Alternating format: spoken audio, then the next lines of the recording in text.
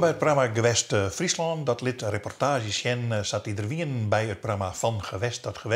Dat is een nationaal programma voor de televisie. Wij regionaliseren dat, want dat die zei in de tijd. Dan sturen ze reportages uit diverse gewesten. Soms in het Lietse reportages, maar soms in het grote reportages. En Johan van der Zee, de makker van de meeste reportages in Friesland. Nou laten we een zien van 90 minuten over de recreatie in Friesland. Dat is net in een week maken. Nee. Ik ben hier echt nogal oza in te zien. Ja. En dan heb ik verschillende jasjes. Ja. Dat is echt een hele rare toestand. De ene keer zouden we moeten beeld blowen.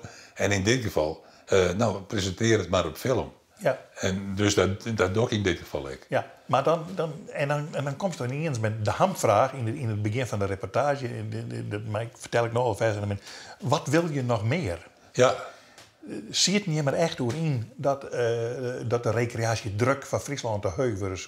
Het is nu 22. Dat vregen we u allen. Ja. En de zes wol, en dat juist in de reportage, en natuurlijk hebben we dan hele drukke momenten uitzocht. Maar dat er heel diep meer kwam. Dat er, ik ben op een jouwer kwam wel vooral in Langwaar en zo. En daar zei ze toch dat het drokker was. En dus dan weer de vraag een beetje van, wordt het echt te drok? We zijn aan het begin van de reportage, en je bent heel gemeen, want je begint in Aardeveen in januari natuurlijk. Dat is doe helemaal nog net zo druk. Nee. En dan kom je wel in de drokkercentra te landen. Een reportage over recreatie. Wat wil je nog meer?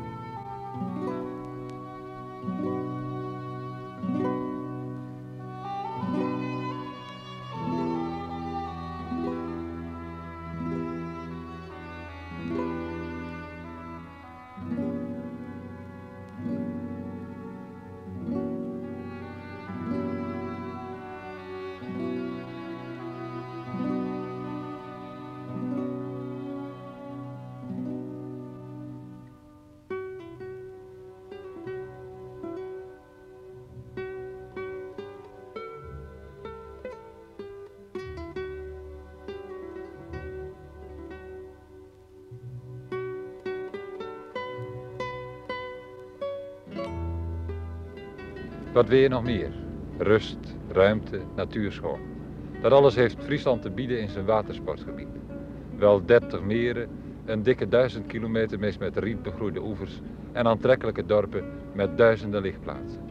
Wat wil je inderdaad nog meer?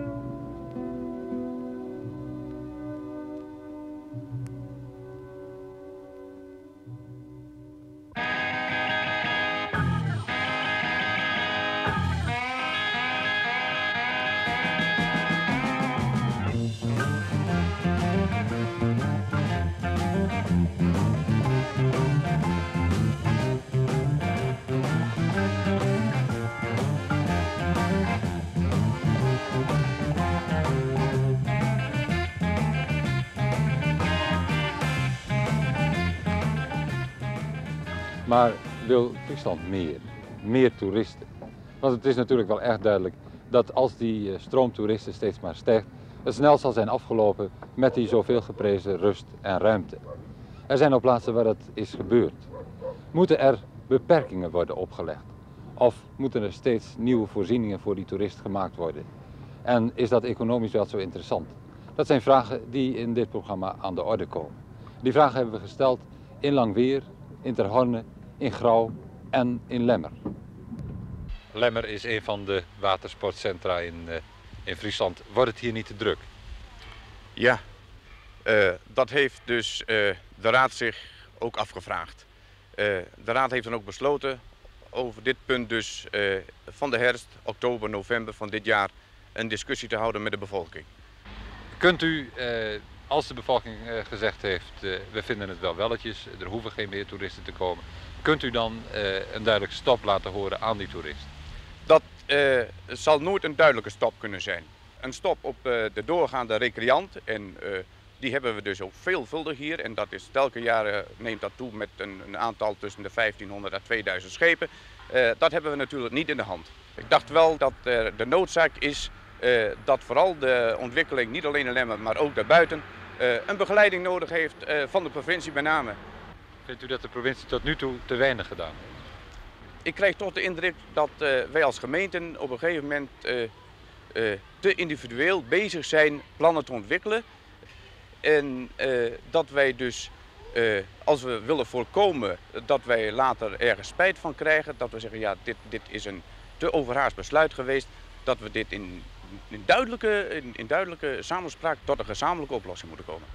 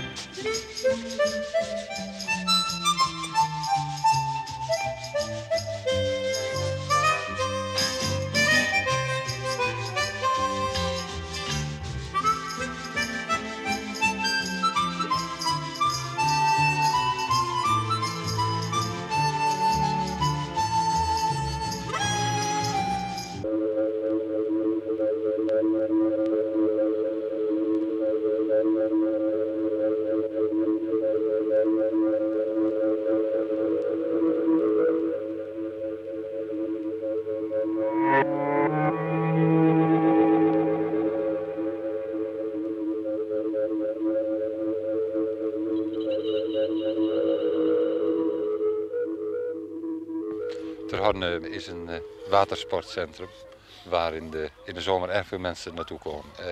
In hoeverre profiteert de bevolking van Ter Horne van die toeristen? Nou, ik dacht dat het voor Ter Horne wel eigenlijk de enige inkomstenbron is. In elk geval om als levend dorp te blijven bestaan. Ook degenen die niet direct bij het toerisme zijn betrokken profiteren toch van het feit dat hier nog een winkelstand is, dat er nog een slager is. Dat er dankzij de recreatie en het geld dat daardoor binnenkomt er nog een dorpshuis in dit dorpje mogelijk is voor 450 mensen. Met het gevolg dat, anders geredeneerd, als er geen toerisme zou zijn, dan was dat een van onze Friese dode dorpen. Heeft u als Ter Hornster nog het gevoel dat u Ter Hornster bent of is Ter Horne van de toeristen? In de winter wel, dan hebben wij nog onze eigen dag, hè? Maar in de zomer dan zie je zelf niet Ter Hornster meer op de weg. Het is allemaal vreemd volk dat je ziet. En vindt u dat leuk? Nou nee, dat vind ik altijd niet leuk. Maar ik dacht dat u bedoelde de drukte hier, dat vind ik wel gezellig om me heen. Maar niet gezellig, zeg maar zeggen, dat je nooit geen Ter Hornster ziet. Nee, dat vind ik niet leuk. Ja. Zou Ter Horne dat toerisme kunnen missen? Nee, absoluut niet. Och, nadelen. Ja, dat is natuurlijk in het hoogseizoen, dan moet je niet veel voor slapen rekenen. Hè? Wij tenminste niet, hier vlak bij de brug. Maar dat gaat de hele nacht door. Ja, soms, altijd niet. Nee. Ik kan me voorstellen dat het 's avonds lawaaiig is. Ja, dat gebeurt wel eens. En er is net een boer aan de dik vertrouwd. Die worden er alle gerutsquart, als omdraait. Maar als, nee, wat Jan? De voorziening, dat is hier niet, hè. Er is één winkel. En daar moet alles op af. De winkels die verdwijnen. En dat is een groot nadeel voor Ter Horne. En vooral voor de inwoners. Er zijn verschrikkelijk veel toeristen zo langzamerhand. En het is vooral op het water dat het voor ons het mooie er wel een beetje afgaat. Doordat er vreselijk veel boten zijn. Maar als ik dat zo zie, dan gaat de natuur hard achteruit. Maar moet daar niet wat aan gebeuren? Ik denk dat er niet veel aan te gebeuren is, omdat er te veel mensen op het water komen. Ik denk niet dat ze dat kunnen keren. Of ze moeten die mensen keren? Ja, gaat niet, hè? Dat gaat niet.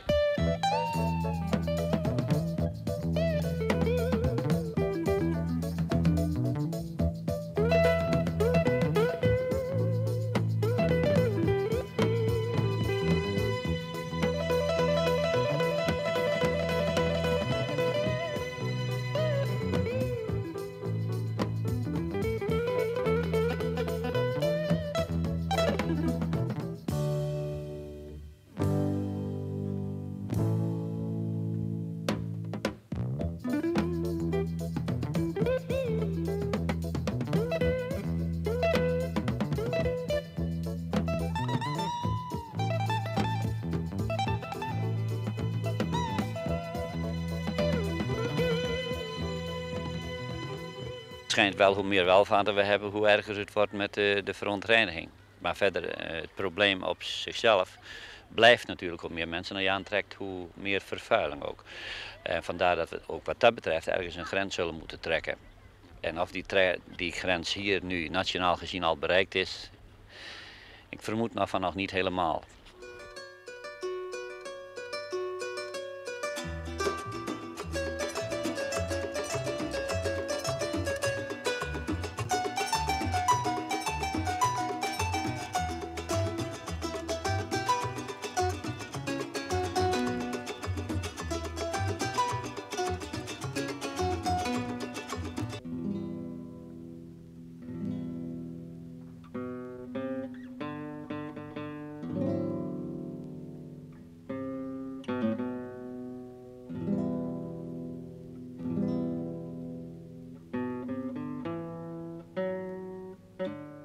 In 1965 is een begin gemaakt met de bouw van dit recreatiecentrum, de Woudvenne bij Langwier. Sindsdien zijn er 100 zomerwoningen gebouwd en staan er 400 caravans. Zou u een dergelijk project nog weer willen beginnen? Ik geloof van wel. Met de kennis en de relaties die ik hier de afgelopen jaren vergaard heb, geloof ik dat het heel realistisch is om in Friesland een groot verblijfsrecreatieproject te entameren. Hier is groot behoefte aan tweede woningen in Friesland. Nu nog steeds? Nu nog altijd. Nu nog meer zelfs dan de afgelopen jaren. Vinden de mensen het niet te druk worden? Nee, beslist niet. Het hangt er vanaf waar je zo'n project entameert. En de gedeputeerde staten die moeten, naar mijn inziens, hier in Friesland een 4 of 5-tal plaatsen aanwijzen waar dergelijke projecten gerealiseerd kunnen worden. En zou dat niet betekenen dat de natuur, de omgeving daardoor aangetast wordt? Als men zo'n project aan het meer bouwt, dan zou ik zeggen van wel. Maar men moet dat van het meer afbouwen. Langs kanalen, vlakbij het meer. Zijn daar plaatsen voor? Ja, beslist wel. Nu wordt er wel gezegd dat die watersportrecreatie economisch niet zo aantrekkelijk is. Bent u het daarmee eens? Nee. Ik kan het alleen goed beoordelen van het project hier, de Woudvenne. En ik geloof dat hier per jaar aanzienlijke bedragen onder de bevolking komen door deze verblijfsrecreanten. Op welke manier? De manier van ten eerste het bouwen van de huizen. Dat gebeurt door Friese aannemers. Het inrichten, het meubileren van de huizen. Deze meubilering worden bijna altijd gekocht in Friesland door de mensen die huizen gekocht hebben. Maar waar kopen ze bijvoorbeeld de levensmiddelen? De levensmiddelen worden hier gekocht omdat die vakantie steeds langer wordt hier in Friesland. En de weekenden worden ook hier doorgebracht. Maar het betekent natuurlijk wel dat die mensen die in die huizen komen wonen, dat die boten meenemen. En dat die meren toch wel steeds voller worden. Nou, de praktijk is dat de mensen niet meer dan 1 uur per dag varen.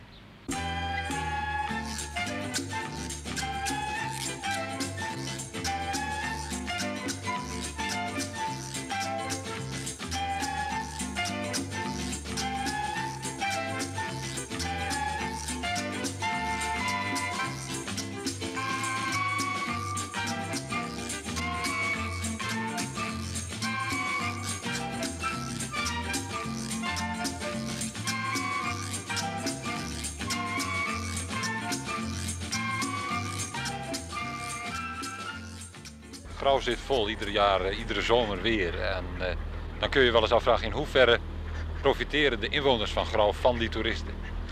Nou, om een cijfer te gebruiken, 15%, dat zijn de middenstandsbedrijven en de bedrijven die vooral recreatieve producten en diensten verlenen, die profiteren ervan. En de resterende 85% moet behoorlijk betalen voor de netto tekorten die de recreatie aan de gemeente oplevert. Hè. Dat is dus zo, dat de gemeente heeft er weinig profijt van. Als gemeente kost het je per jaar uitgedrukt in belastingheffing per gezin, 50 gulden per gezin moet er betaald worden om de netto tekorten op de recreatie te dekken. 50 gulden, dan begroot ik het allemaal aan de hele voorzichtige kant. Maar het ligt hoger hoor. Hoe komt dat zo? Nou, kosten van bruggen onder andere, heel belangrijk. Hè? Loonposten, afschrijvingen, rente, onderhoudskosten, kosten van kade, kosten van onderhoud van oevers, van wegen, parkeerplaatsen. Al dat soort dingen, dat loopt in de 10 en 10.000, dat gaat ver over de 1,5 ton heen. En daar tegenover staat dan een inkomsten uit wat belasting op woonschepen en zomerhuisjes en wat bruggelden en 5000 gulden. En nog een paar kleinigheden van steigergelden. Nou, dat zijn de inkomsten, trekken die ervan af. Dan blijf je op een netto tekort zitten van 50 gulden per gezin. Heel voorzichtig geredeneerd. Bent u een voorstander van het uitbreiden van recreatieve voorzieningen? Nee, duidelijk niet. En bovendien kan het hier ook niet. Grauw en omgeving zit vol. Dus wij kunnen niet meer uitbreiden. Dat zou ten koste gaan gewoon van het gebied zelf wat er dan aan zou gaan. Dus daar moeten we gewoon niet aan beginnen. Maar er komen steeds meer toeristen. Hoe keert u die mensen? Nou, die kun je niet keren. Kun je alleen maar iets doen door geen verdere voorzieningen meer te maken wat aanleggelegenheid betreft. En meer kun je er niet aan doen. En dan hopen we dat ze geleidelijk afzakken naar het zuidwesten toe, waar nog ruime mogelijkheden aanwezig zijn. Het zuidwesten van Friesland, aan de kanten van Lemmerlangweer en Wimbritstradeel en zo. Het watersporttoerisme is duidelijk niet het gouden kalf dat een deel van Friesland van haar economische achterstand verlost. Natuurlijk, de dorpen in het gebied zijn in de zomermaanden levendige, gezellige plaatsen. Maar het gevaar bestaat dat de omringende natuur door het te veel aan toeristen wordt bedreigd. Gelukkig wordt daar rekening mee gehouden. Maar het is te incidenteel. Er zouden voor het hele gebied maatregelen getroffen moeten worden. Vandaar dat we dit programma willen besluiten met de meningen van 3 mensen die er provinciaal iets mee te maken hebben. Het statenlid Hoijring, de gedeputeerde Renkema en de rijksconsulent voor het midden- en kleinbedrijf en toerisme in Friesland, de heer Riemersma. Ik voor mij ben er zeker van dat dit toerisme een belangrijke bron van inkomsten vormt voor bepaalde dorpen in het hele Merengebied. Voor de totaliteit van de bevolking is dit natuurlijk niet de oplossing. Als wij willen en dat willen wij uiteraard, dat er hier een behoorlijk inkomen te verdienen valt en gegarandeerd wordt, dan moeten wij niet in de eerste plaats naar de recreatie kijken. En dan moet er natuurlijk dus een behoorlijke werkgelegenheid zijn. Ik ben ervan overtuigd dat het niet alleen uit Fries en uit economisch oogpunt, maar vooral ook uit maatschappelijk oogpunt voor het hele land gewenst is dat hier verdere uitbreiding komt, vooral van de verblijfsaccommodatie. Ik dacht dat wij haast konden verwachten dat qua oppervlakte van het water we zo over 4, 5 jaar toch werkelijk aan het maximum zitten wat mogelijk is. Wanneer je denkt aan beperkende maatregelen, dan zou dat kunnen zijn. Punt 1, de zaak sluiten bij bruggen en sluizen. Ik vind dat niet een acceptabele zaak, 1, 2, 3. Punt 2 zou je kunnen denken, en daar is misschien wel iets aan te doen, dat je tot zonering van gebieden komt. In bepaalde watersportgebieden laat je bepaalde type boten toe. In andere watersportgebieden weer andere boten. En je kunt ook bepaalde watersportgebieden hebben waarvan je zegt, dit is zo'n mooi stukje natuur, dit moeten we eigenlijk vrijlaten. Uiteraard, er wordt een grote aanslag gepleegd op de capaciteit en op de opvang die het Merengebied nog biedt. Maar ik dacht dat het met een goed beleid wel in de hand te houden zou zijn. Het provinciaal bestuur heeft nauw te maken met de ordening van de ruimte in de totaliteit van de provincie.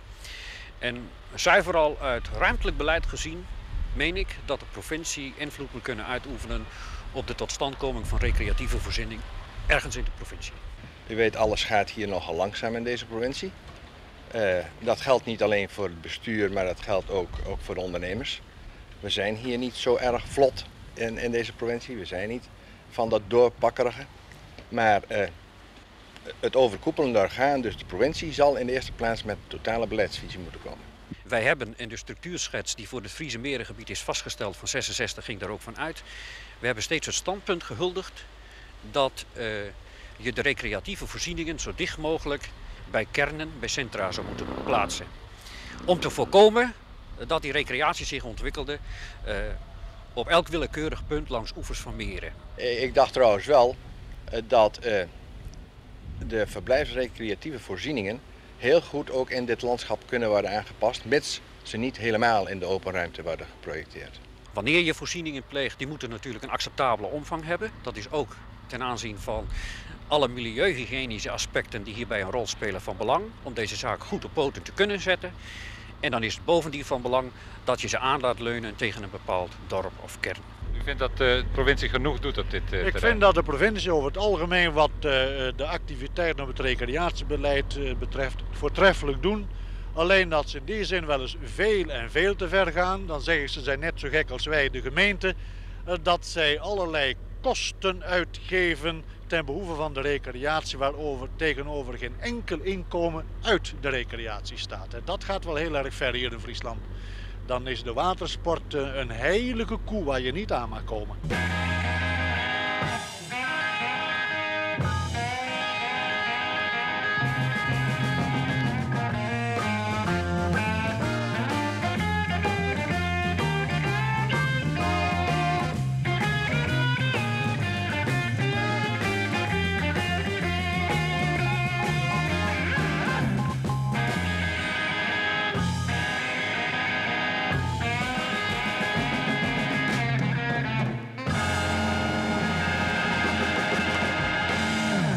Beelden van terreinen, terreinen trouwens, Roel Bergsma rent er nog. Ja, en de prachtig dat we er dan winnen. En dat er dan een optocht achter is ook. Ik denk zo gewoon aan zijn spandoek omheen leven, joh. Maar televisie weer natuurlijk, nou is het, het een beetje bij het beeld. Maar doen we het wel heel bijzonder. Dus die mensen toch nog, wij komen nou in beeld. Ja, dat is juist ik meestal op een hacking manier daaromheen erin. Nou goed, Grauw, Lemmer, haast. En Vrijling, wie eigenlijk de burgemeester van Boaster Himdef. Idadere deel. Diejenige die zei van, dit met ophouden. Ja. Dus, maar hij hier altijd hier een heel soort woorden nodig, dat hier in die reportage. Want ik denk dat het met die microfoon zit naast van, nou maar op. Maar hij praat altijd en hij stopt nooit. Als journalist, hè? Ja, hij is als journalist. Nou ja, van een Engelsportbladje. Dat is, had ik bij Parool werken. Ja, maar dat wie net zo imposant. Nee. Goed. Maar best op de vraag ik uitkwam. Wat wil je nog meer? Ja. Van diezelf. Ja, dat leest dan u. Ja, wil je nog meer? Dat ik eigenlijk steeds meer. Ja. En het was nog meer van dit soort boordjes en dingen. Ja, maar dat weer doe echt de vraag in Friesland natuurlijk. Van die Twaasland. Het is verviervoudigen, de recreatie. En wil je nou nog meer? Dat zo wel. Dit weer het programma Gewest Friesland. Bedankt voor het zien. En tot dag.